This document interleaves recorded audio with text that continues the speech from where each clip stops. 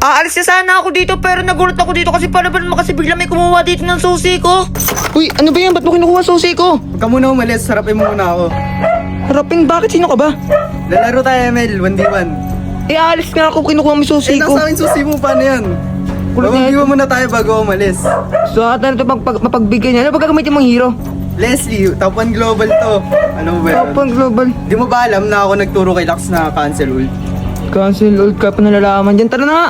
Pagbigyan na kita, mamaya na lang ako alis. Grabe kahit summer, napakainit na nga. Dumayo pa talaga to eh. Papainitin pa talaga ulo ko na ito eh.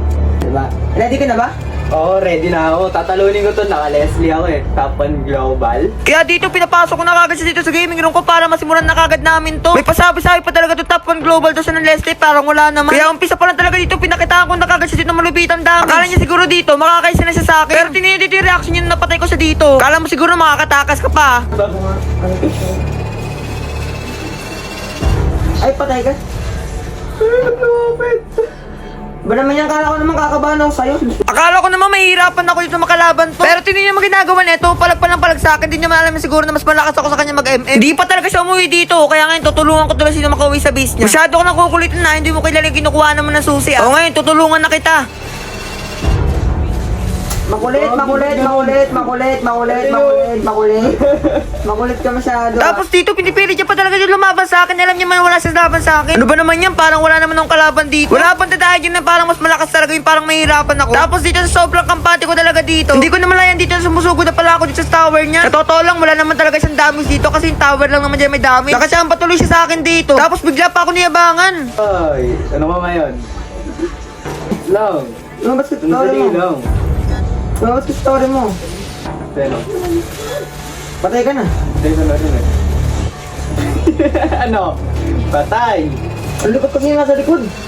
Ito ba yung mga na-play na ninyo, idol nyo? Nakachamba lang talaga siya dito ng 2 beses sa akin. Bigla ba naman ako niyabangan? Kaya ngayon tingnan natin dito kung mapapatay mo pa talaga ako. Hindi niya kasi alam dito, hindi ko pa talaga siya dito pinapakitaan ng 100% na kalakasan ko eh. Wala naman siya bang ginawa dito kundi mag-tower na naman tower. Tingnan niya man dito, oh, parang ginagawa ko na lang talaga siya ditong minions. Tapos mag-ultimate pa talaga sa harap ko. Wala siguro itong alam na to na wala pa talaga nakakatalo sa akin. Pwede ba pag may mga dumayo dyan, mag-practice muna kayo kahit mga 1 taon man lang para man makapaghanda kayo bago nyo kalabanin. Para naman di kayo makawawa gaya ng ginagawa ko dito. Para na lang talaga ako nakikipaglaban dito sa computer. Parang nasasayang na nga lang dito yung oras ko eh. Kasi para ba naman kasi aalis pa ako nito tapos kinuha pa talaga yung susi ko. Kaya sabi ko talaga dito tatapusin ko na para makaalis na ako. Sinasayang lang kasi talaga nito yung oras ko eh, no? Tingnan nyo naman kasi dito, sinusugod ko na nga lang dito sa base niya. Kasi nga alam ko naman talaga na wala silang laban sa akin dito. Ang lakas mo pang yabangan ako ha. Tingnan mo parang wala ka naman talagang bitaw. Base mo ako. Ano yun? Tara, tara. Tara, ano? Tara! Tara. Ay, nawala! Asan yun? Ano yun? Tapos. Ito pa. Ano? Mahina! Sobrang ingay mo kasi hindi ako makalaro ng maayos eh. Ako pa talaga si Easy, no? Ang lag pa na wifi nyo, ano ba yan?